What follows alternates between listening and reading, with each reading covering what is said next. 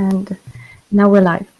And as it's 9 o'clock, I'd say we start very slowly. I think there are still many people that have registered but haven't joined yet. But I think we can switch to English and switch from the coffee chat to a gentle intro into the workshop that we're giving here today. We are having a full-day workshop on research data management with DataLad, and it's the two of us that have organized it. I'm Adina, and that is Lennart. I'm not sure whether I'm poking you at the correct side, but this is where you are. Hi everyone, I'm Lennart. I'm a PhD student at the MPI Berlin, and yeah, thanks for everyone for coming and dedicating your time to a full-day workshop on research data management and DataLad. Yeah, absolutely. I hope that the majority of you sits comfortably in a very neatly made home office somewhere, or in whichever setting you prefer. It's not the home office that you're in. And I think I will just start with some logistics to get a couple logistical things straight first. So we have tried to organize this workshop with a schedule, and we have this companion website. You can find it at this URL, and it's also in the shared notes. And this is the schedule that we envision for the workshop, but it's a virtual setting and it's a software workshop. And we have not practiced the workshop step by step, so we'll see how well we can make the schedule. But we'll try to. Let's introduce ourselves a bit. I'm Adina, and I think the majority of people may probably know Lennart, but not me. I'm from the Forschungszentrum Jülich. I work there as a doctoral researcher in the psychoinformatics lab at the Institute for Neuroscience and Medicine. I'm part of the DataLad development team, and my particular role there is with some programming, mainly teaching and outreach and documentation and so forth. And I think that's it from my side. Yes, and I will introduce myself again. I mean, I just briefly did it, but just for completeness. So I'm Lennart. I'm at the MPI Berlin in the Max Planck Research Group Neurocode, led by Nico Schuck. And if I don't spend all my time on research data management and like thinking about how to improve science, I actually investigate how we can study fast memory reactivation in humans with fMRI, so-called replay phenomenon. That's actually the main focus of my dissertation. And maybe just to clarify my role, I mean, Adina, as she just told you, she really knows DataLad and knows what she's talking about. I would describe myself more as an enthusiastic user of DataLad, actually very recent user. I think I've only started to use DataLad a couple of months ago. And I hope I can kind of transport this enthusiasm to you and also say a couple of useful things during the workshop. Yeah, cool. Then I want to take a minute to introduce the virtual venue for those who have never been to a big Blue Button video conference. I hope you all have a good audio experience and you have been able to join. We don't know whether anyone who hasn't been able to join has problems, but yeah, sorry for those people. Big Blue Button is quite nice. To just give you a quick overview of the features that it has is we are currently screen sharing, and the screen share is also what is being recorded. And you have a public chat in which you can say hi to everyone and chat with everyone and ask questions. There is unfortunately no emoji list that you can use and select emojis with, but as a personal tip, you can copy paste them from any other website and then copy paste them into the chat, and that works fine if you're into using emojis. You can also pick any participant of your choice and message them in a private chat if you want to gossip. Unlike Zoom, us workshop organizers will not be able to see those private chats. So we promise you that nothing you will gossip about us there will ever reach our eyes. So please feel free to do so. There is also a shared notes section. You can find it on the left-hand side. And I have already pasted a couple of useful things there. For one, there is a shortcut to all of the links that I would regard as helpful during the workshop. You can, for one, find the link to our website, then links to PDFs of our slides and code or hands-on sessions. I've copy-pasted a small glossary there that please, you can feel free to extend if you have things to share, if you know things. I'm very certain that there are very knowledgeable people in this audience, and we hope that we can have lively discussions. And if you have something that fits there, that you regard as helpful, you have a nice resource for other people, then please just put it there, and we can export those shared notes and also make them available later. I would only ask you to adhere to the code of conduct and not, I don't know, insult people, sexually harass people. Like, be a decent human being also in the shared notes and in the chat and in private chats. And please don't delete stuff from the shared notes that could be valuable for other people, because if you delete it, then it's gone for everyone, and it's not easy to bring back. So please don't try to do that. Then you can, so this is a full day workshop, but we're aware that people have lives outside of their work, and you can drop out and rejoin into this workshop as you please. But because we have little way of seeing whether you're actually here or not, unlike in an actual in-person setting, we would ask you to make use of the status setting. If you click on your little icon on the left-hand side, then you can set a status, and if you're not joining in, if you're, let's say, in a different important meeting, if you have to collect your kids from kindergarten or whatever, then just tell us that you're away. Then we don't try to put you into breakout rooms and so forth. And just that would be nice if you could do this.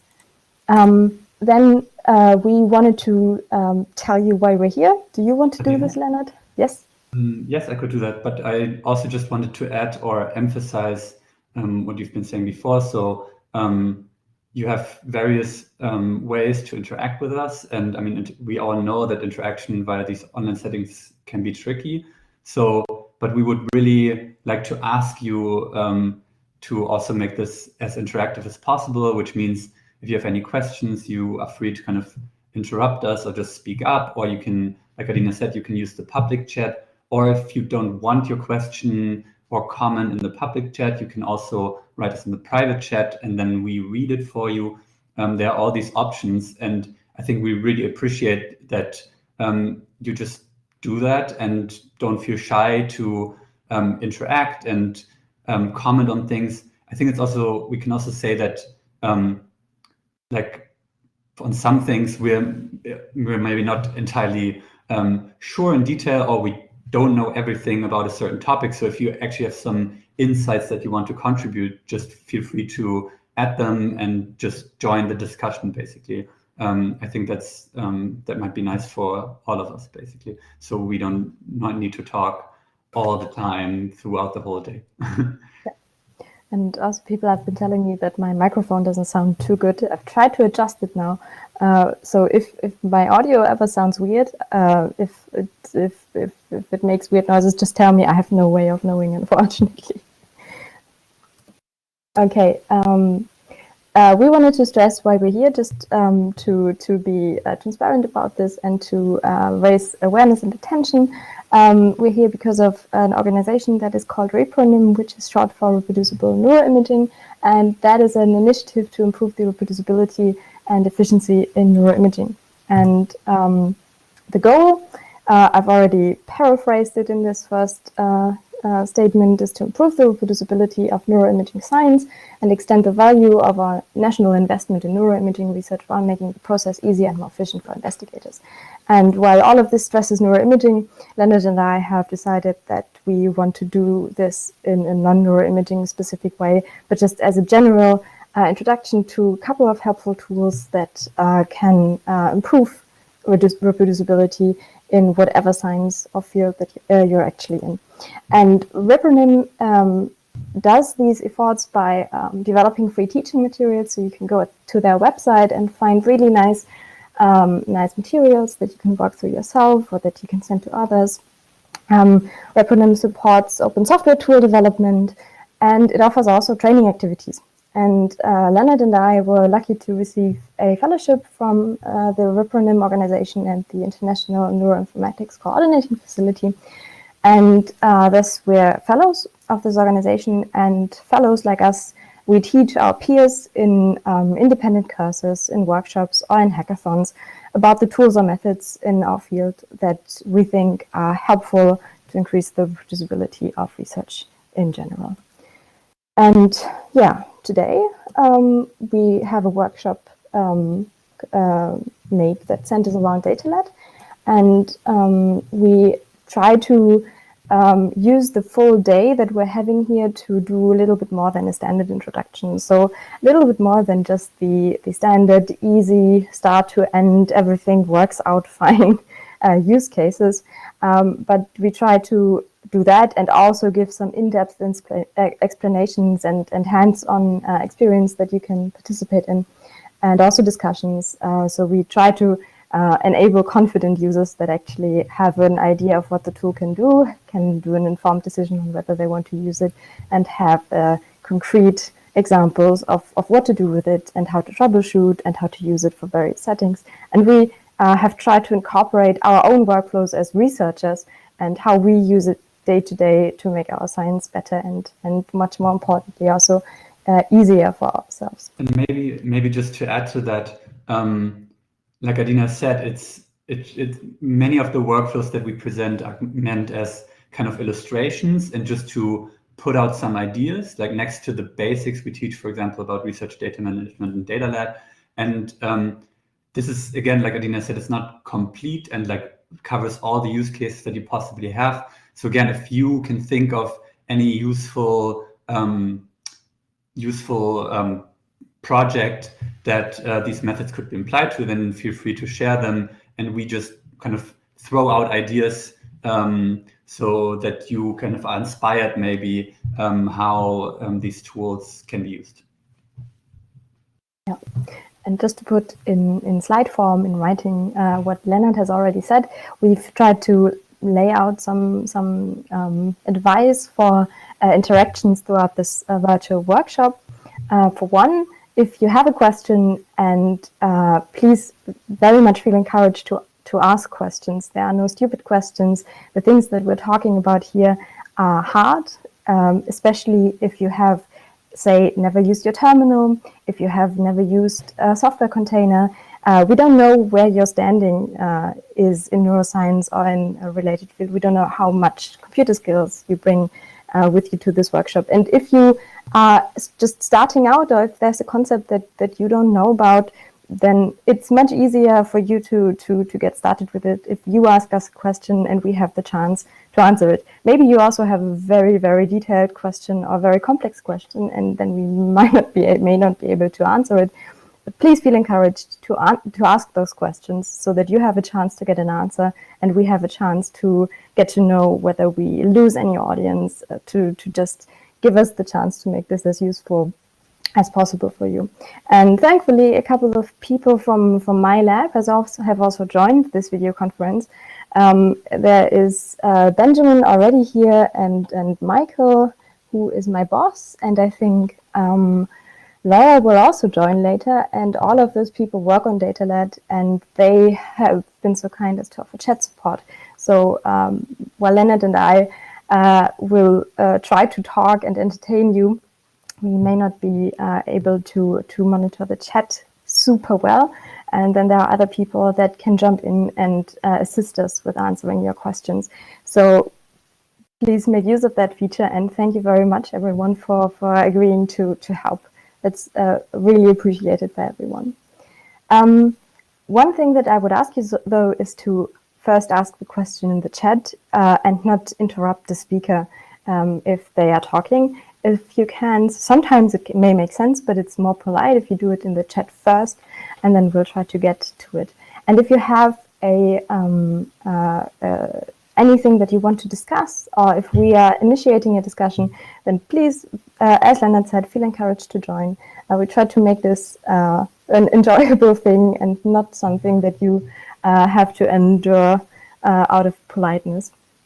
And we're also happy to discuss specific use cases in the end. So if you're intrigued about DataLad, or if you've already used it and have some concrete questions or implementation ideas, then we're happy to just hear about them and discuss them and answer your questions, but they may not fit into, let's say, the basics or the specific use cases that we have planned for this workshop. So I would ask you to take them and paste them in the shared notes. There's a section for this, and at a point in the workshop where we have time to discuss them, then we can pick them up however we see flexible. And just as another heads up, because more people joined, we are recording those lectures, and we will make them available online. If you don't want your picture to be taken and published to YouTube, then it's better not start your camera. I'm not sure whether that one is actually recorded or just the screen share, but better be safe than sorry. If you don't want to be recorded, then don't open up your video if the recording button is on. Okay, if the workshop is over and you still have questions, then we are not out of this world, and we don't want to leave you hanging with remaining questions or problems or whatever it is that you may face. So if you have a question after the workshop and you start using DataLad, then you can reach out, for example, to the DataLad team directly, and we have a matrix chat channel where you can chat to us and ask questions. And if you have if you like GitHub better, then you can go to the GitHub repository where we host our source code and create an issue and talk to us.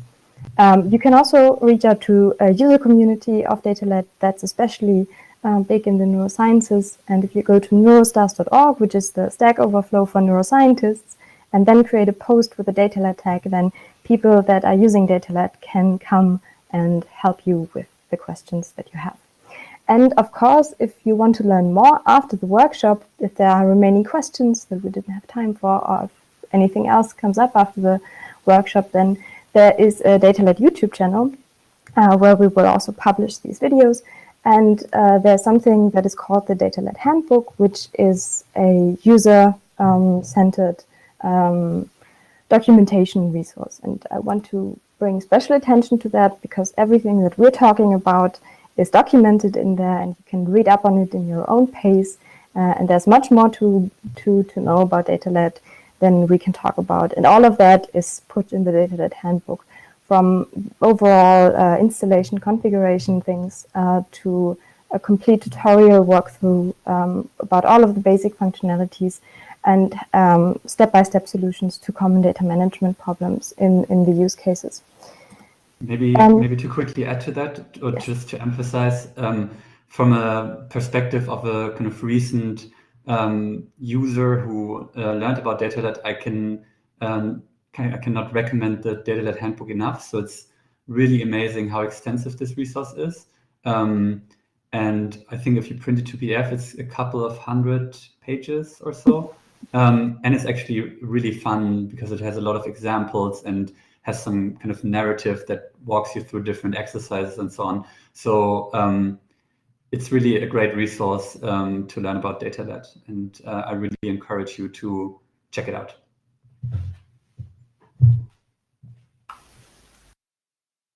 Okay, we have set up a live polling system to try to get a little bit more interactivity into the workshop. And we would ask you to take your phone. I'm pretty sure everyone is on their phones already at the time right now, and scan the QR code. And this should take you to a web page where you will be able to answer to polls that we can remote control during the slide. So if you have scanned this QR code, or alternatively went to this short URL that you can see here at the start of the slide, then you can answer now the first question, where we will just try to see whether the live polling works. We should now be able to select the type of sheep that you feel like today, and we'll see whether that worked out.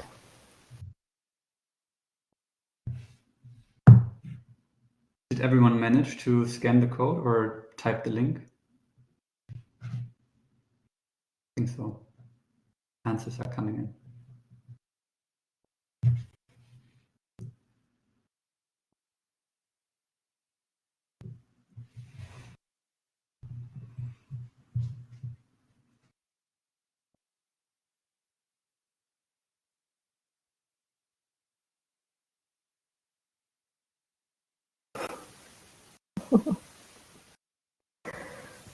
Yeah, lots of sleepy sheeps. I made an internal bet that 4 is going to be the most popular sheep. I lost that one. Let's see whether my prediction for the next one works. That is on a scale of rubber duck.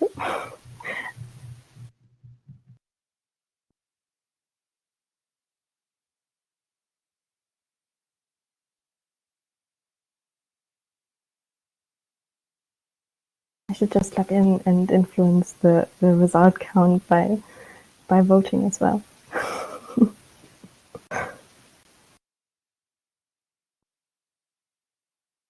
But I'm very glad that there are already 3 people that look glooming and majestic through their Zoom call experience.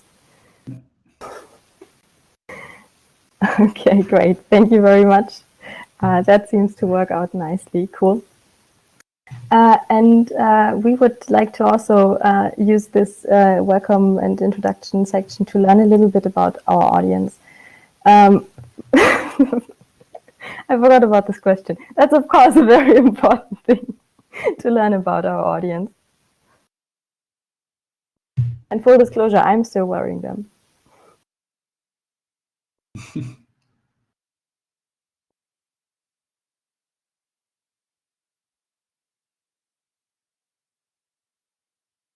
Okay, but now we're actually getting to a kind of technical assessment. So first of all, we would like to know how many people are planning to interact, and how many people are just planning to observe the workshop, and if there may be already people that have questions from what they have started with.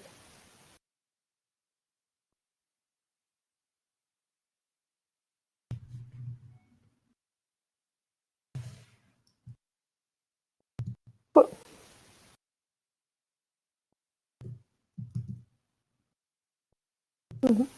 Nice distribution. I'm happy that people plan to interact. I'm happy that people are here to not interact and just watch. That's equally fine. Thank you. And then, because it's going to be a little bit about version control today, spoiler, I would like to know how many people have, or how much do you know about the version control tool Git, whether you have never heard of it, you've heard about it but haven't used it, you've used it but are not so confident with it, whether you use it confidently or whether you use it so proficiently that your middle name is Git in it.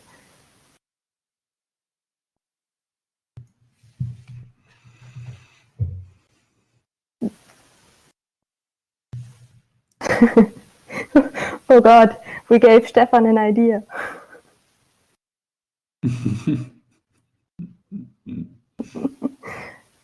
I'm volunteering to be a godmother of that child, Stefan. Okay, that's a nice distribution. I'm very happy that so many people have heard of Git, and hope that later throughout this workshop you'll see an easy way to use version control if you want to. We should actually do a pre-post assessment. It's true, yeah, we can do this.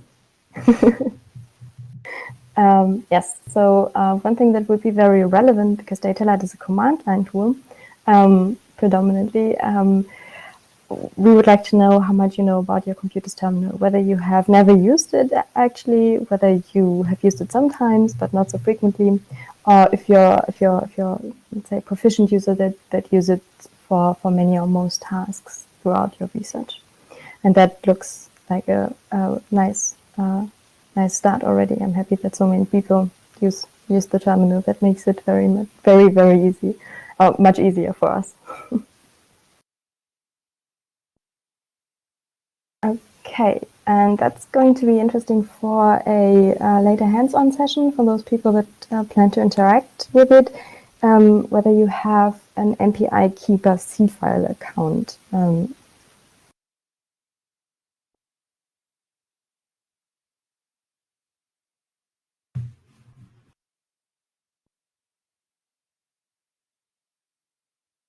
I'm also very curious about that because it was very late that I discovered that this service exists. So I'm really curious how many other people have not heard about it or actually have heard about it.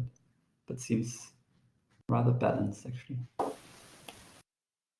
So those 7 people that don't have the Keeper account but are affiliated with the MPI. That's one learning. If there's nothing that you will learn throughout this workshop, that's one already. Maybe briefly, so Leek comment that she's not sure what it is, and that's no problem at all. Like I said, I also, up until quite recently, I also didn't know about it, and it's just a service of the Max Planck Society that we will use in one of the later examples, and it's no big deal if you don't know about it, and it's not an issue to follow the hands-on session later. Yeah. Okay, and then which operating system do you use? I'm very intimidated by anyone who says Windows. So many people say Windows. If you're using Windows, then I'm already very sorry about the terminal experience you're going to have should you decide to code along, because the terminal on Windows is not the nicest. I can guarantee you that it looks better for everyone who's not on Windows. I'm not trying to bash Windows, I'm just apologizing for the visual experience.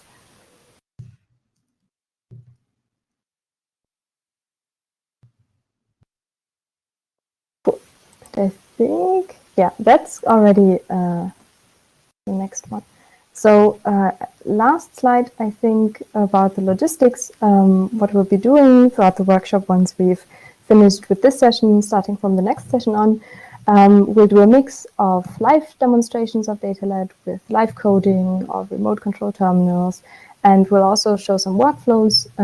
We have a mix of terminal views and slides, and we try to keep it entertaining. You can copy code along with copy-paste snippets if you want to, and there are links to that on the workshop website. There are also hands-on sessions on the workshop website, and once those become relevant, then we will point you to it. But if you want to code along, and we've already discussed this a bit in the pre-workshop coffee chat, you will have to have DataLad installed. If you want to also use the container features, then you will have to have a DataLad container extension installed. It's a Python package. And for the latter, you also need a container solution like Singularity or Docker. We apologize for that. It's really hard to do a virtual workshop without having the possibility to distribute the correctly set up software environment to everyone. But we hope that it works out. Okay, and now I'm going to hand over to you, Lennart. I'm going to quickly stop screen sharing so that you can do so. Yeah. So I was just adding the link to the poll to the public notes. Oh, thank you. All good.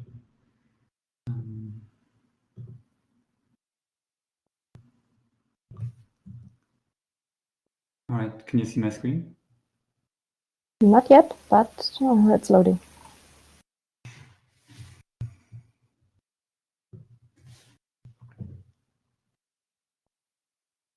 How about now?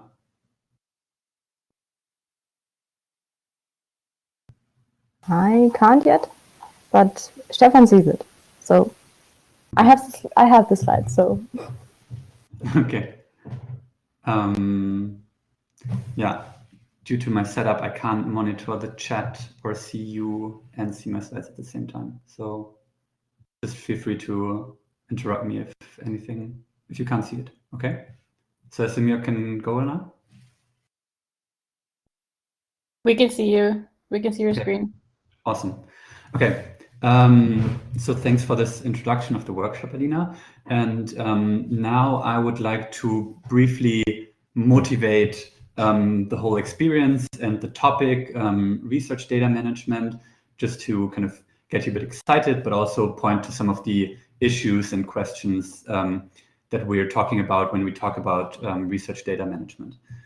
So actually, I'm going to start with some real-world examples for research data management gone wrong. So this is a very recent example. Actually, I'm just going to read it. So this is taken from The Guardian. And so it was found that a 1 million row limit on Microsoft Access spreadsheet software may have led to Public Health England misplacing nearly 16,000 COVID test results. It is understood. The data error, which led to almost 16,000 positive tests being left off the official daily figures, means that 50,000 potentially infectious people may have been missed by contact tracers and not told to self-isolate.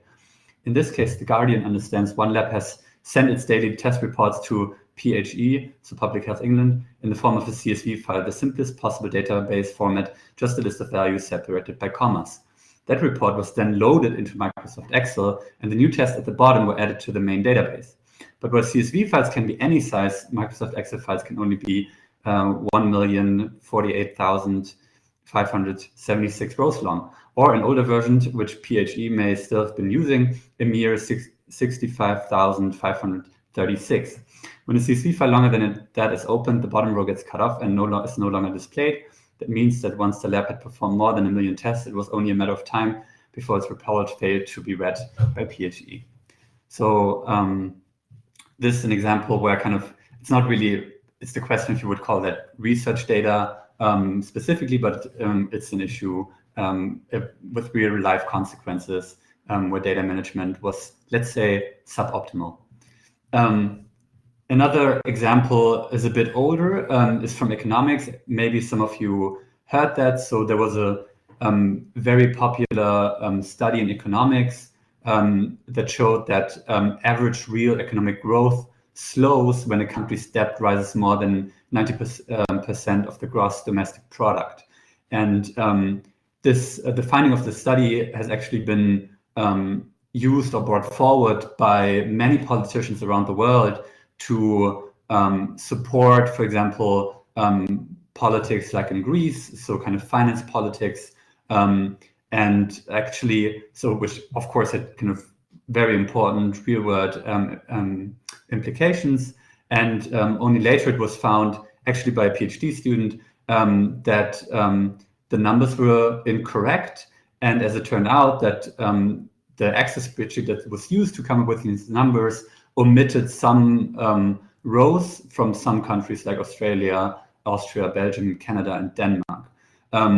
And exactly how in many reports it was noted that this failure or this incident could mainly be ascribed to a pervasive failure of scientific and other researchers to make all data and computer code publicly available at an early stage. Because if this error would have been discovered earlier, then the interpretation of the findings could have changed. Just to give a third example, which is I think quite funny, but also quite impressive, I think. So that's again quite recent. So actually, it was decided by the HUGO, so the Human Gene Nomenclature Committee, that they would rename genes because Excel would misread them as dates. So as an example, there's apparently a gene called MARCH1, which Excel then always translate to a date, in this case, the 1st of March. And that's a bit funny, actually. And but I think what's interesting, the consequence from that is actually interesting, because it's not, the consequence is not to drop the problematic tool, in this case Microsoft Excel, but rather change the name of the genes. So now, for example, this March gene was changed to MARCHF1, which then doesn't lead to this translation into a date by Microsoft Excel. So actually, in this case, we have kind of scientific knowledge changed because the infrastructure with which the data is analyzed does not match, basically. Right. So that's another example how research data management can go wrong. And I mean, you might notice that all of these examples talk about Excel. And again, it's not to specifically bash Excel, although I think you should consider maybe that Excel is suboptimal for many types of data analyses. But it's just to illustrate how problematic data management can lead to real-world consequences and real problems.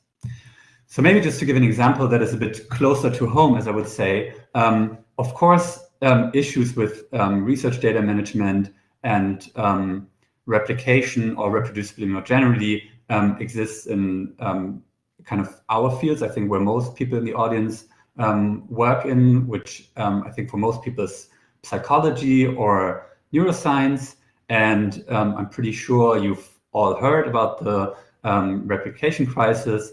And so the general finding that a lot of findings in biomedical research cannot be replicated, or the results cannot be reproduced.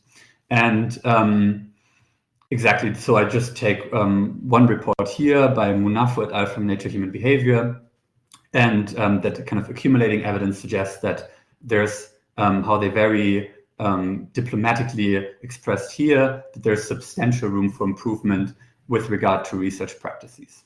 And of course, you might say now, well, replication crisis, there's so many other issues related to that, like the academic culture more generally, and questionable research practices, like, for example, p-hacking. But we are going to focus on one of these issues, which is research data management.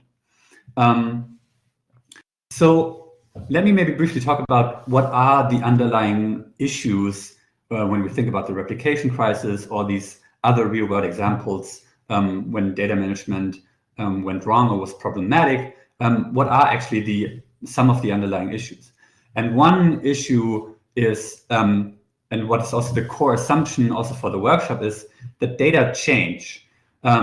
So it's not, you can't really assume, or maybe you know that from your own experience, that a file on your computer is always the same file. You will do some transformation on it, something in your computer system might change that affects the file. So you can't really assume that the same file will always remain the same file throughout time. And there's this nice illustration, one of PhD comics, which also illustrates, is actually a good example for version control, where you want to track changes in one specific file over time. But that also illustrates, right, that, for example, here, this data.dat file also seems to have many different versions, and it changes. And we need to be able to track those changes. So new data is added or old data is removed from a project. You detect errors in data, you fix errors, and you actually introduce new errors. And you have maybe separate versions of the same data or file that you create at some point, but actually want to merge again at some point. And we need to find a process where we have more control over this transformation of data throughout time. And another aspect that is important to mention here is methods, documentation, and provenance. Just to, again, pick an example, in this case from neuroscience, there are several studies that now show that actually flexibility in the way you analyze your data leads to very sizable variations in the results. So, which really emphasizes that the way you analyze your data really matters, and it should be transparent how you analyze data, how certain data came into existence in the first place, because this really influences the results. And maybe as a side note, then people also emphasize that data should ideally be analyzed in different ways to see how robust the results are. And if a certain finding is not only an artifact, so to say, of one specific analysis pipeline. So, like I said before, you should provide information how data came into existence. You should make explicit how data is changed through code. So ideally, this code is documented, and also how the code changed the data should be documented, and it shouldn't, or as you should avoid basically to do a lot of manual changes that you can't trace back to determine what happened to a certain data file. That's what I just mentioned. So relate changes in data to changes in code. And of course, I don't have it on a separate slide here, but this also includes the computational environment. So we know that the computational environment that you use to run a certain analysis also can influence the result. And I would just subsume this under this category, that it should also be documented which computational environment you use to get to a specific result or a specific data file. All right. So actually, I wanted to use another poll at this point, namely the question kind of what's holding you back? I mean, we have all this evidence, I would say, and all these examples. What can go wrong with data management? But as I guess the replication crisis has shown, is that maybe not so much has changed. And we also know that achieving reproducibility for your own research project can be hard. And there are other potential barriers to work more reproducible.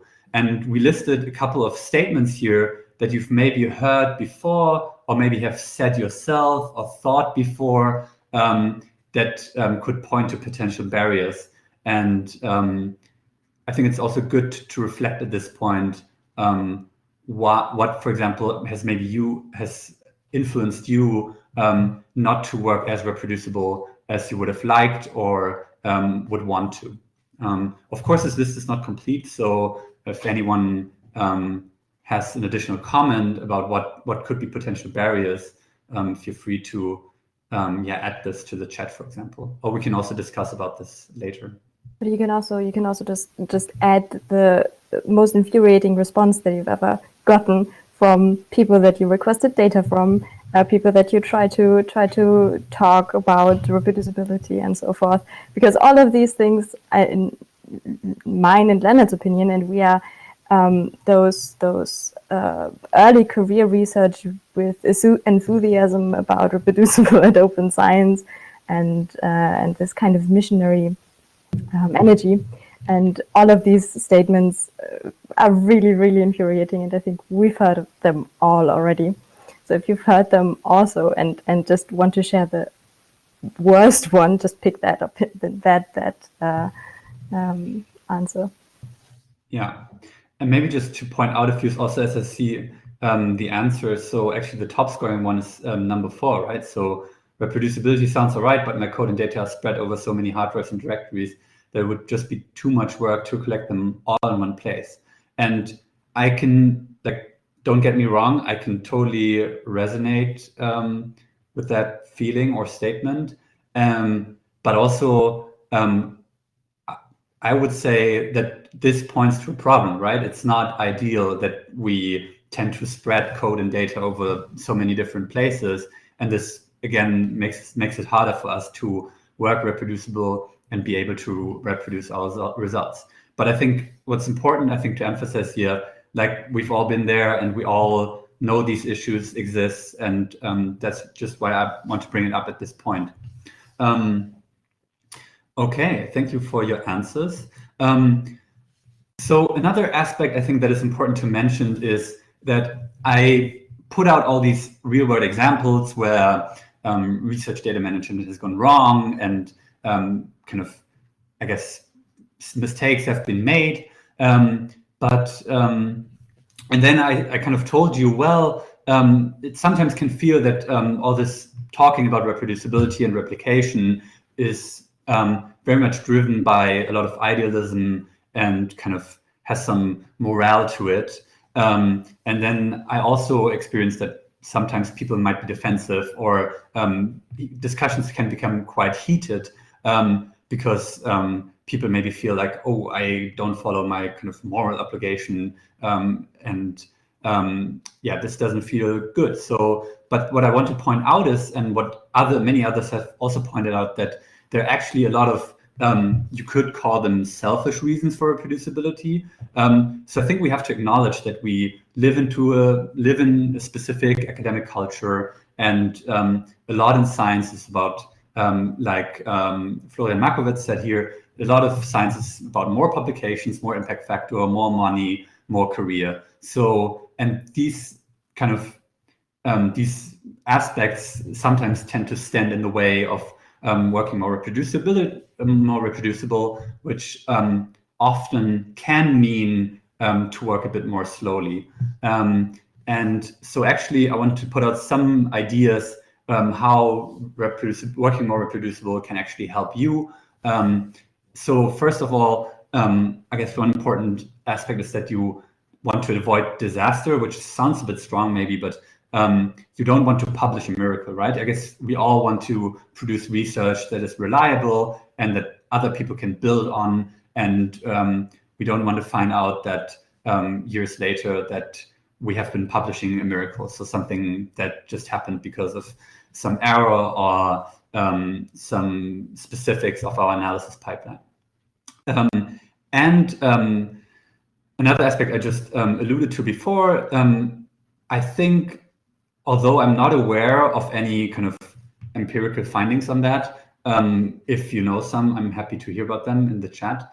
I think, and I promise you, you will be faster in the long run, because if you work reproducible, chances are much higher that you will find errors and can fix errors much faster. Also, when you start with new projects, where you can maybe reuse data from or code from previous projects. So also this progress on new projects will happen much faster, and maybe a couple of other things will happen faster as well. Also, in general, other researchers and reviewers will have more trust in your findings when you can make very transparent how your findings came into existence. Data sharing, if you have a very transparent way of managing your data and then can share this data accordingly, can foster collaboration. And maybe just to mention it here again, the most important collaborator very often is your past self. So when you work very transparently only maybe half a year ago, it will be much easier for you to get back into the specifics of a project if everything is kind of neatly documented. But it can also foster collaboration with people inside your institute or outside your institution, and this can lead to more projects and more publications that we care so much about. And also another aspect to consider is that you will acquire mostly technical skills that will very likely, in my opinion, become increasingly important for your career. May it be in academia, where all these aspects of open science and reproducibility, from my perspective, will become increasingly important, or in industry, where they use the same methods. For example, when you think about a company, a data science company, for example. And maybe most importantly, and also that's kind of the goal for our workshop, we just hope that adopting some of these practices will just be useful for your everyday work and make your life easier. And actually, we have more about that, some illustrative examples in the next couple of slides. Exactly, because there are some common problems in science that you probably can relate to. So example one, I'm just going to read it. So you write a paper about an algorithm, stay up late to generate good-looking figures, but you have to tweak parameters and display options to make it work and look good. The next morning, you have no idea which parameters produce which figures and which of the figures fits to what you report in the paper. So maybe we've all been in this situation before. We know this issue. So that's I guess a classical issue of, for example, version control or kind of lack of documentation. That, as you can see here in this illustration, you have this huge pile of files and data, and you just don't know which file is responsible for producing your findings in the end. Maybe another example. So your research project produces phenomenal results, but your laptop, the only place that stores the source code for the results, is stolen and breaks. And Adina found this very funny, but actually it's also quite sad example. I think you can read it for yourself. So it's basically a chemistry fifth-year PhD student who lost his or her computer, and that contains all the research data and the thesis, and it's very shortly before his or her defense, and she really needs to get this computer back. So this really highlights the problem if all your important work is only stored in one place and you don't have a backup. So again, we will show you some workflows that also help with this problem, basically, that you can distribute your data to different places so that if one place is lost or the data vanishes, then you still have it in other places and you don't lose your work. And I just want to add, there are so many people that would probably respond to this with no backup, no sympathy saying, but honestly, this thing evokes a physical reaction in me, and I'm so terribly sorry for that student. It must be such a horrible experience. I had that actually when I was still an undergraduate, and ever since then, I know how horrible it is. I was very happy to have made that bad experience early, and now I have taken means to prevent it. But damn, I'm really sorry for that person. Yeah. All right. And another example. So a graduate student approaches their supervisor complaining that the supervisor's research idea does not work. After weeks of discussion, it becomes apparent that oral communication doesn't suffice.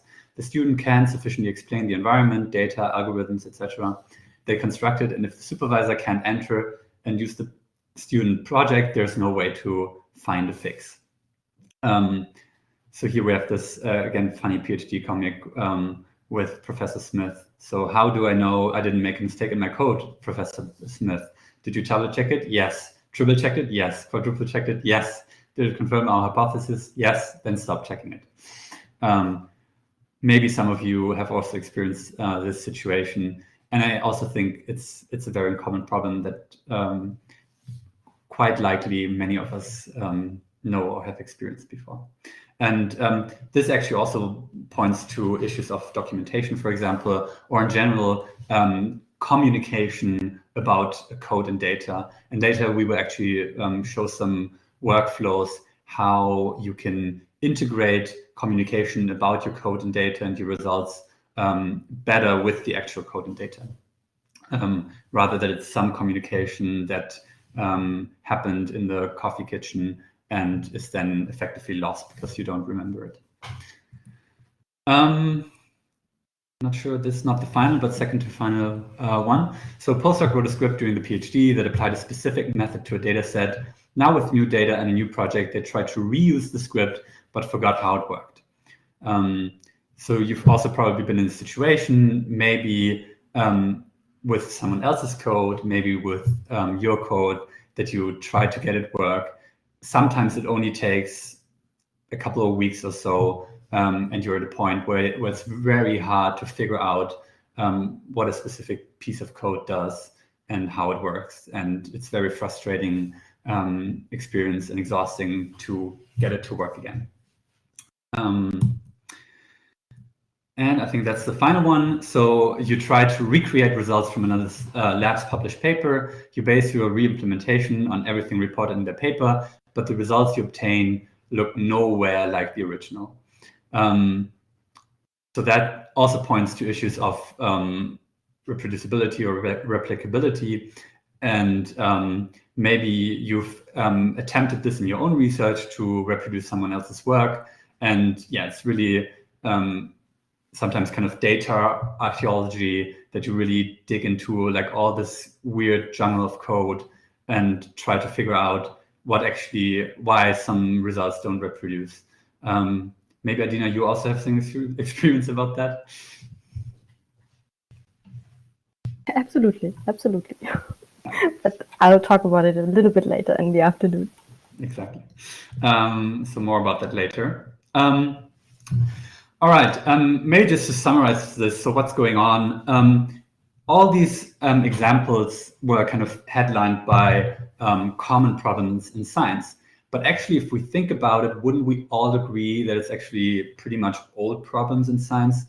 In fact, all these problems that we mentioned here were already paraphrased in 1995.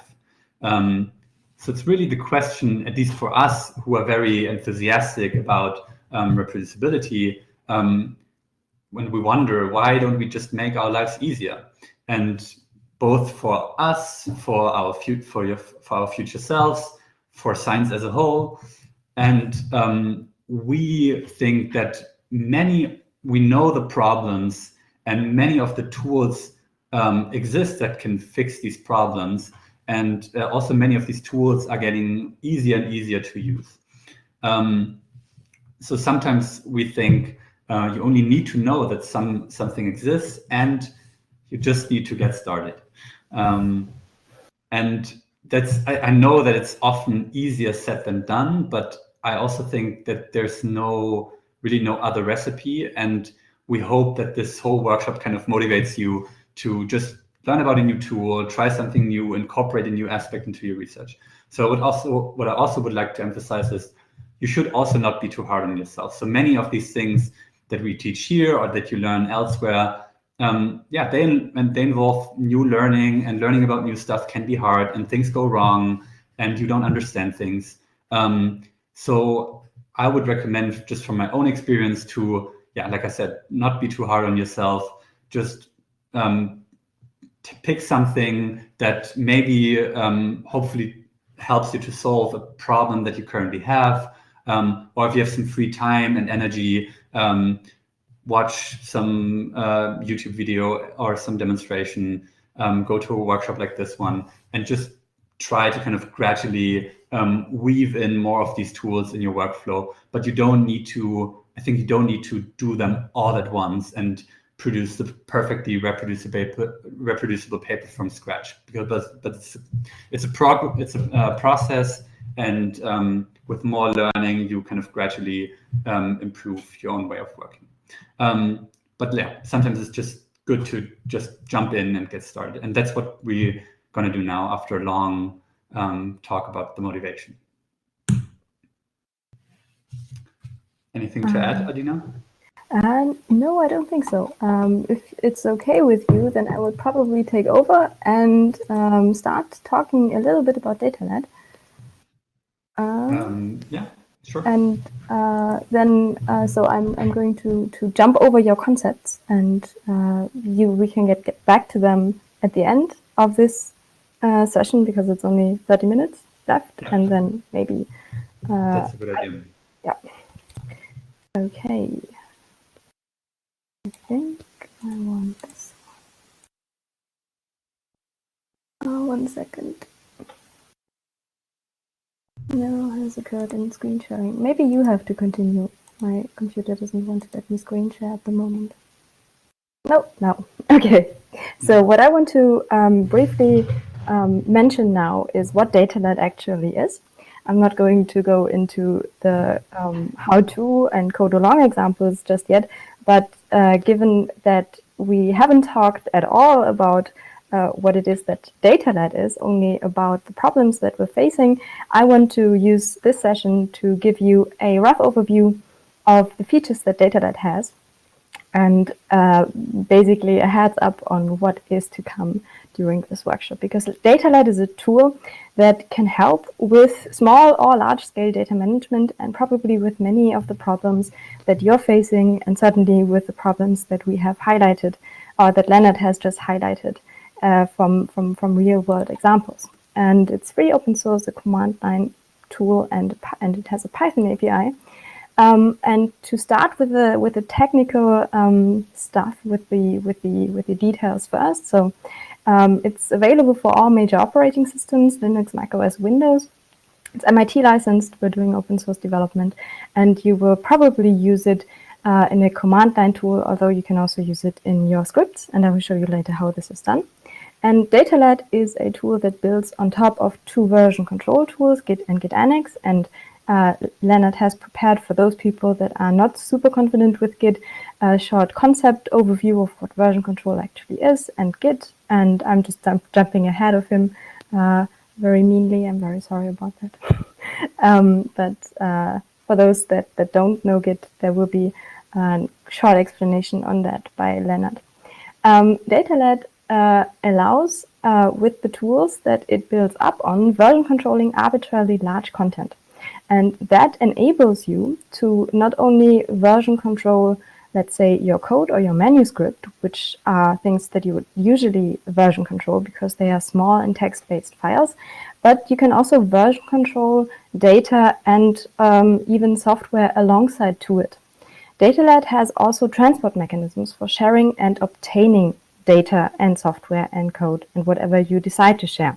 So you can not only version control everything that you're doing in your research, but you can also share this with other people. You can consume the work that other people have done, even if it's only their data, and you can collaborate on, let's say, scientific data analysis in the same way that scientific or open source software development works. And in the session at the end of our workshop in the afternoon, Lennart and I will play through a complete software development like collaborative workflow with infrastructure of the MPI. And DataLad has tools and concepts to create computationally reproducible data analysis.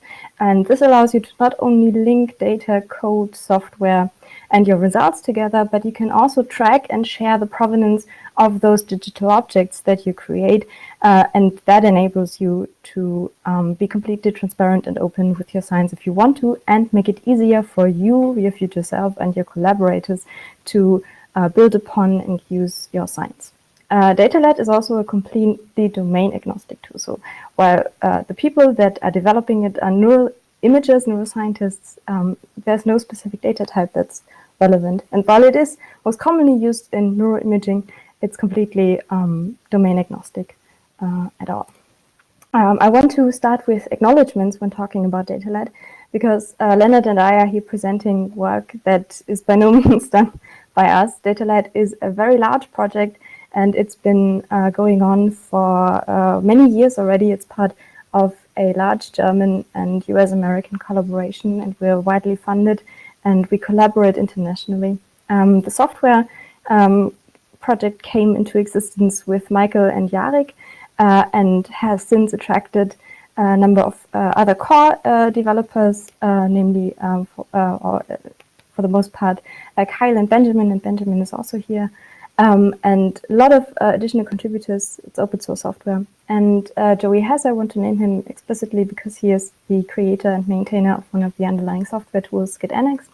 And then there's the documentation project, of which I'm the lead, which is the DataLad handbook, which is also growing steadily with a lot of contributors that I want to highlight and thank you. Now, the core concepts and features of DataLad are as follows. Everything that you do with DataLad happens in so-called DataLad datasets. That's the core structure, the core data structure of DataLad. And you can either create new empty datasets and put in your stuff, or you can even transform existing directories into datasets. And a dataset, for those people that know version control tools, is nothing but a joint Git Annex repository. This means, for those people that are not familiar with those tools, that it's a content agnostic structure where no custom data structures or central services are involved, and that essentially, for the most part, looks and feels like a regular directory on your computer. So you can see two screenshots here of the same data set. Depending on how you work on your computer, those are familiar views of directories. You can see on the left-hand side a file viewer screenshot of a data set. It has directories and it has files, and that looks all completely normal. And on the right-hand side, there's the same data set in a terminal view where I list the directories and files in that directory with the ls or list command. Inside of those data sets, version control is very, very easy, because whatever you place into a data set can be version controlled. And whenever you want to save a modification to files that are tracked in a DataLad dataset, it is only a single command that you need to use in order to perform version control on arbitrarily sized data. But because we are building transparently up on those underlying version control tools, you can stay completely flexible. If you're new to data management or version control, then you can use a non-complex DataLad core API to have very easy means to get into version control, which is a complex concept in itself, really fast and easy. So that's a good idea for data management novices, or if you're a PI, if you have a bachelor's or master's student that may not have the time to learn Git, then DataLad has a core API that makes version control much easier than, say, Git. But if you're a really proficient Git or Git Annex user, then you're completely free to also use the commands that you like to use from Git or Git Annex in a dataset, and that's completely fine. And you can also mix or use only Git or Git Annex commands for special cases. And we'll showcase that, both things we'll showcase in the demonstration of the basics. A dataset, because it has those version control features, has a history, and that is a complete digital notebook of everything that has been done in a dataset. You can see that it associates a date, an author, and a change to everything that has been saved. And that is an incredibly useful tool. For one, it allows you to interact with it. And version control, and Lennart will talk about this shortly, allows you, for example, to reset your dataset state or some files in it to a previous state that you had once in your development history. You can revert changes that you're not happy with, or you can even bring back reverted changes. You can travel back and forth in time. You can at any point find out what was done, when, how, why, and by whom. And that's an incredibly helpful tool because it gives you the possibility to interact with others, be that a supervisor or a supervisee or a collaborator, to transparently share whatever it is that you have done without you needing to be there to explain it to them in detail. So you have a digital lab notebook that that documents the whole process, the whole progress of, let's say, a research project. And that's a very neat resource to have. Also for yourself, by the way. So not only in supervision or collaboration scenarios, but also if you want to ever find out what it is that you have done in that paper you wrote 5 years ago.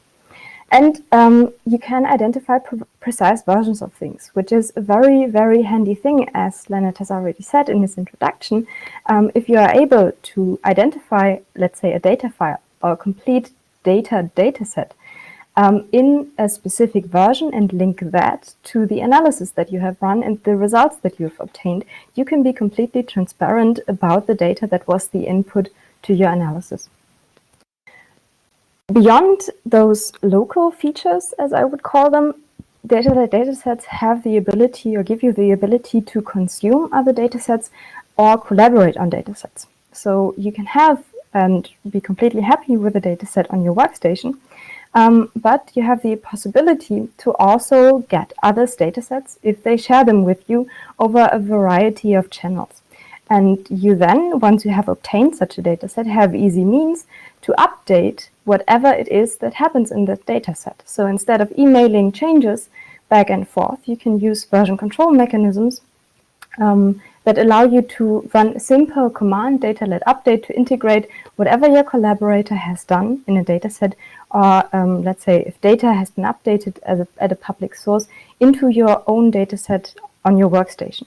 And if you want to share your dataset with others, then you can create a sibling dataset, so a remote copy of your dataset that others can clone or use, and you can use the same updating mechanisms to keep others up to date about the work that you're doing. And then if you do this interactively with 2 or more persons, you can do a full interactive collaborative workflow out of that. DataLad also does machine readable and re-executable provenance. One thing that it can do with something that I will show you in the basics with the so-called DataLad run command is it has means to link input code, containerized software environments, and output into a machine readable and re-executable record in the revision history of your dataset. And it allows you further to explore such a record by computationally rerunning it automatically, without you having to remember what exactly has been done, which is a very, very powerful thing to be doing. It is also able to record remote sources of where files came from or how they were obtained. And something that is maybe not immediately clear on why it is useful, but it will become clear once we look at more complex demonstrations of things, is that DataLad adds seamless nesting and dataset linkage. This is something, if you're a Git user, that goes that takes concepts that Git can also do, but makes them much easier. And what you can see here is a hierarchy of linked datasets for each of these small stacks of things. That's a dataset. And you can see here how there is a hierarchy that transparently exposes the evolution from a raw dataset to a published result in a paper, where each step, each modular unit of the process here is a standalone dataset that is linked in a precise version to its connecting datasets. And this allows me as a researcher to publish a paper that is based on an analysis that is in turn based on some preprocessed data that is in turn based on some raw data, to publish this whole evolutionary process and giving others the ability to trace back every single step that I have done, to reuse, let's say, the analysis methods I have used, the preprocessed data I have used, and if I decide that I'm also willing to share the raw data, even the raw data. What this also allows me is to operate recursively across a hierarchy of datasets, and I will later show you in more detail how this becomes really useful. The next thing that DataLad allows you to do is to integrate what you are doing with DataLad, whatever that may be, with various third-party integrations. So all of us have probably some storage provider that they go to, be that C file, Dropbox, Google Drive, or whatever. They have maybe a favorite repository hosting site that they use, for example, GitHub or GitLab, or they have use cases to use such things, for example, in order to share data. And in all likelihood, DataLad has already some functionality to interface with all of those third-party integrations, for example, for data storage and exposure, so that others can quickly obtain the data that you publish. And even if you can find a service which is not linked to DataLad, it is probably possible to implement that, and you can just let us know, and then we can see whether it's doable. Or you can also just work together with us and help to get your favorite service connected. And a couple of examples to just show you some real-world demonstrations of what DataLad is frequently used for, but just as a short glimpse into it. One very popular way of using DataLad is just to publish or consume datasets via a very public and accessible resource such as GitHub, GitLab, the Open Science Framework, or similar services. So here's a GIF that demonstrates the view of a GitHub repository that's openly accessible. But this repository doesn't only share code, but it's actually a repository that shares gigabytes of neuroimaging data. And with a single command, DataLad clone, I I don't even need to be registered on GitHub, have the ability to obtain this data set and in turn have access to all of these gigabytes of neuroimaging data on my computer right away. An incredibly powerful and public way to make your research or your data accessible or publish it. Another example of where DataLad is used is as a behind-the-scenes infrastructure component for data transport and versioning. So if you're in neuroimaging, then you maybe know OpenNeuro, a data archive, BrainLive.io, a cloud computing platform, a consortium, the Canadian Open Neuroscience platform, or CBrain. Each of these large institutions, let's call them, uses DataLad behind the scenes as an infrastructure component, as a backbone.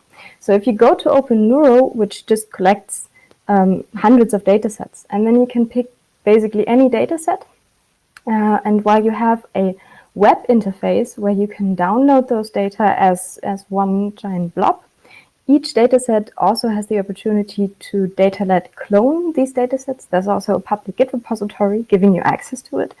And if you then use BrainLive, then you can take any dataset from there and compute it in an open source cloud infrastructure platform. And you get the provenance and the results of your computations that you run there in the form of a dataset back, for example. Another example is that you can create and share open and reproducible science, where you can not only share data, but also software code and provenance that's relevant. So here's an example of a reproducible paper that we have written earlier this year. You can see it's a GitHub repository, again, very publicly accessible, and it points to this paper that we have published, and it says it's sharing data, code, and the manuscript for it. And if I clone this dataset with the very same DataLad clone command as in the first example, then I don't only have access to a automatically dynamically generated manuscript that I can build on my local computer, but I also have access to the data, to the code, and to the provenance, the complete research process that went into the creation of this research object. And lastly, that's an example of how we at the Jülich Research Center and the Institute for Neuroscience and Medicine use it. DataLad can be used as a component in central data management for institutions and as an archival system. So any researcher that wants to have access to the non-public datasets that we in our institute use, for example, the UK Biobank, for example, the eNKI dataset, all neuroimaging datasets, then they can go to GitLab, to our GitLab instance, where we have created what is called a super dataset, a collection of datasets that they can clone from that GitLab instance in order to have access to all of the data that we have prepared for use in our institute. And that extends beyond the raw data, because we've also extended the system to an archival system where every study that has been done in our institute is archived with metadata and can be queried using DataLad. So, for example, to find out which studies have used which data set. Adina, and yes. Maybe to briefly chime in here, for the MPI folks, I think that nicely demonstrates what is possible in terms of an institute's data structure. And maybe some of you know or are actually involved in the discussions of data management at the MPIV. And I mean, as you could see in these GIFs that Adina showed, they also leverage services like DataLad, yes, of course, DataLad, but I mean, GitLab. And we also have an MPI internal GitLab instance. So this would be a way to use existing services in combination with DataLad to really kind of facilitate data management within and outside of the institute. Okay, yeah, and now I can hand back over to you, and you can walk through the important concepts that may be very helpful for people that have limited experience so far, let's say, with Git. All right, I need to stop. I think now you can screen share. Not yet. Yet. Wait, I'm going to make you presenter again. I can't make it. Now. Yeah. But I think you have moderator privileges, so you can just click on me and say take presenter and then rip it from my hands. Okay. Can you see the slides now? Yes. Awesome. Okay, I will just very briefly get into some of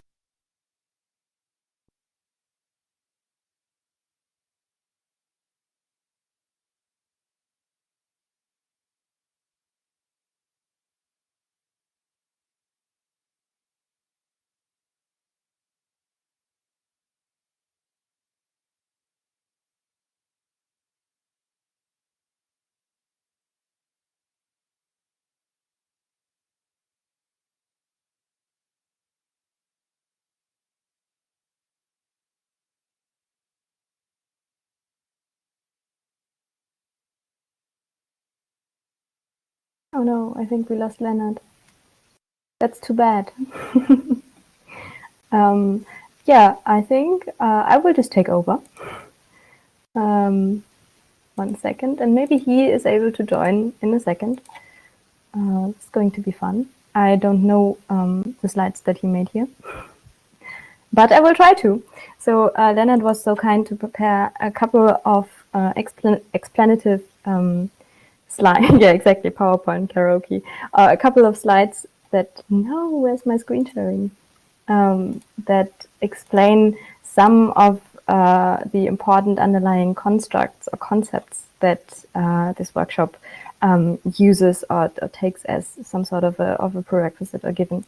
And one of them, first we're going to define reproducibility and replicability, and we take a definition set that is also in the Turing way and is, for example, in Fries and Patterson 2017. It's very popular.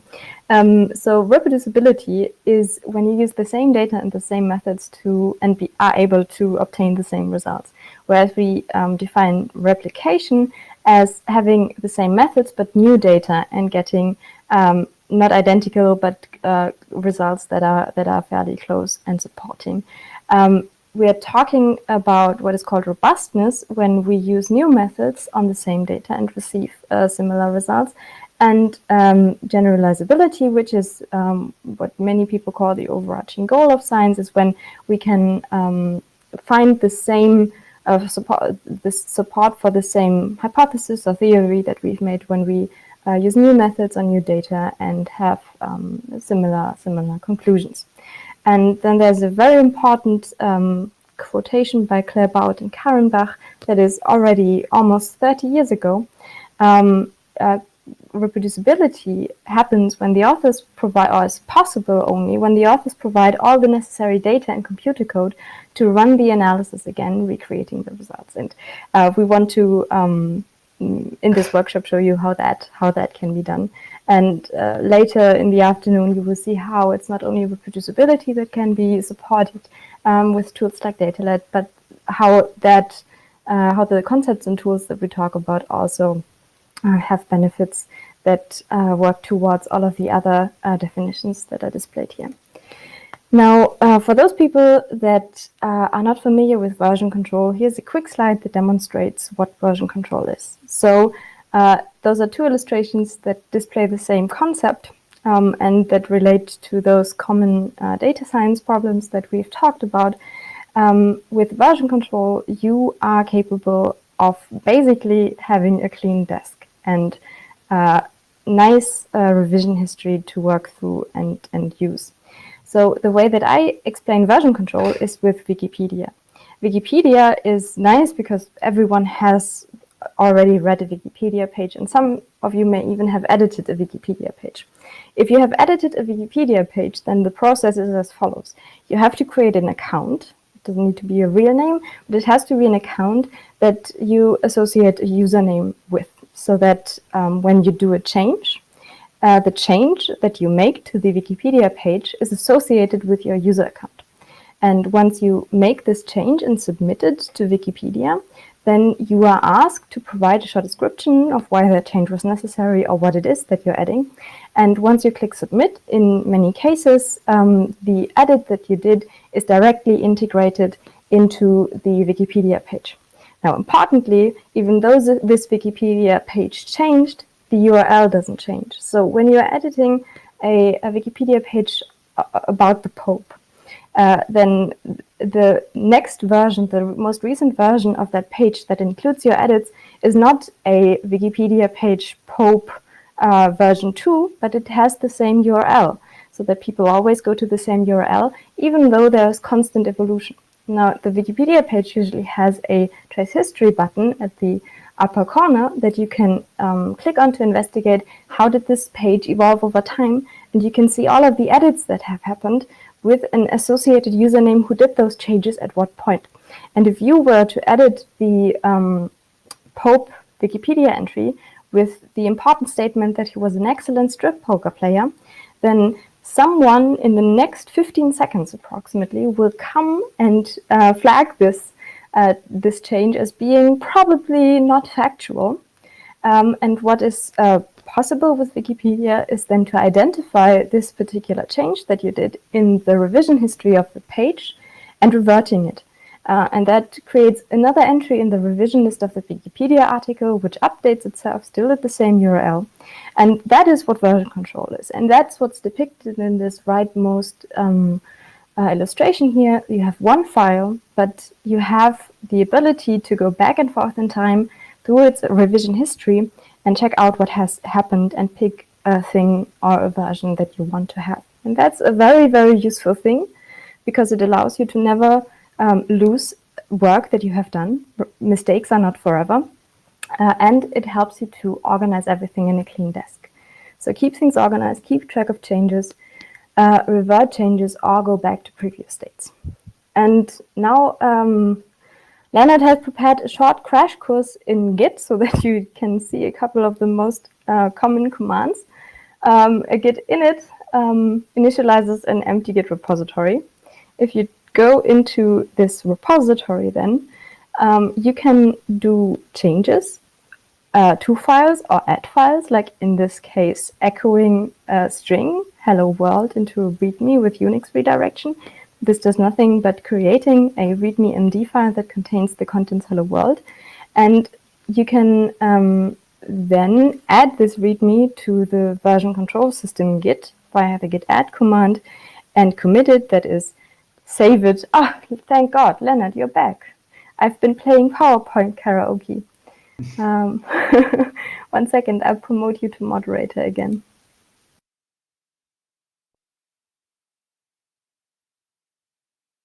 Can you hear me? Yes. Okay. I think you should be able to screen share. Yeah. I was badly explaining Git, so you can take over. I don't believe that. You were at this point, right? Yep. Okay. Yeah, sorry for being away for so long. Of course, on the day of the workshop, there are kind of some connection issues. I'm actually on my phone now, like hotspot, so I hope it doesn't break and the Wi-Fi fix soon. Okay, so do you want to do the rest, or should I just take over, Adina? You can take over. I Okay. think you have a better. So I assume, as Adina already showed you, the purpose of this slide was just to give a very kind of crash course type of introduction into Git and to see kind of the concept of version control in code. So through the terminal, you created a README file that just has the sentence hello world in it. And if you type ls, you can show the contents of your directory, which is the README file that you just created. And then you can use a very basic Git command called git add and specify the README. So this basically tells Git to track the changes in this README file. And then you use another command called git commit, with -m for message, and then in double quotation marks, a commit message, which is just should just be a helpful description of what the change you are now saving to the history of changes actually entails. So in this case, one could use initial commit, which is often used for the very first commit in a repository. But in this case, one could argue that this is actually not helpful, and maybe you should rather write something like add hello world to readme or something along that lines. That's pretty much up to you. And there are huge debates on what is a good commit message and what is not. So basically with this commit, you commit the changes you just made to this readme file to the history of the repository. And it will become more clear what this means once we start changing the file. So actually, I'm going to use the same operation to add another sentence to the readme file, which will just be added below the hello world statement. And in this case, I just chose to write goodbye world and add this to the readme file. So we changed the file, and now we will run the same two operations again. So again, we add the changes. So now this will just include the new changes that happened to this file since our last change. And this is just this addition of this new sentence, goodbye world. And we will again write a hopefully helpful commit message. And in this case, it's actually maybe arguably not a very good commit message. It just says update readme, but it's not clear from the commit message what this change actually entails. But nonetheless, with this way, we commit this change to the readme file, also to the Git history. And what we can then do when I talk about history, what do I actually mean? So when we do use the command git log, and the additional argument to just show changes on one line, we can show the commit history of this Git repository. And on the left, you will see what are called hashes, which allow to uniquely identify a specific change in your repository. And next to it, you will see the commit message that are used to commit these changes to history. So this git log command shows you the history of changes, and actually by then there are other commands which would allow you to look at each individual changes that happen at each of these commits.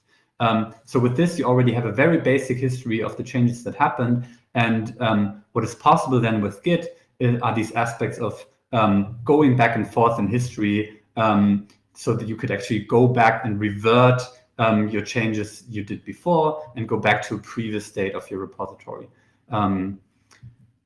Finally, a very common command that you will use with Git is the git status command that will show you kind of the state of your repository, and if Git has detected any changes in files or if any new files have been added to your repository. In this case, Git tells us that there's nothing to commit, and the working tree is clean, so that Git has not detected any new changes in this repository.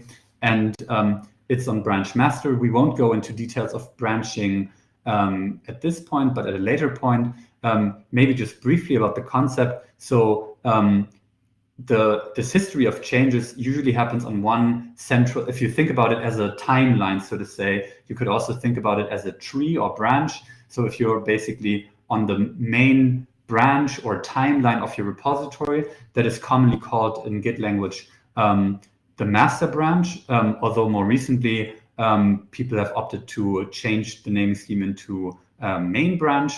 And what Git also allows you is to work on separate versions. So you could open up different branches that exist next to the master branch, where you could independently change the contents of the repo, eventually merge them back together. And there's all the flexibility of how you can change and kind of go through time with the changes in your directory.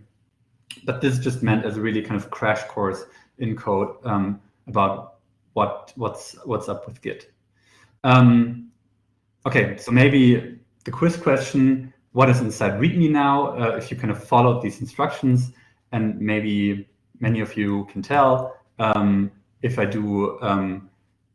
open up the file from the terminal using the Vim program, then it can show me the file contents, which are in this case just these two lines that I added, hello world and goodbye world. And this is the current state of this file. And just to maybe make clear, we have this weird terminal and command line, and it might all seem a bit weird to you, but in the end, what it just is it's just a file on your computer. So if you go to your file browser and you go to the My Project folder, you will see this file, readme.md, and it will, as you can see here in the preview, it will have these two lines in it.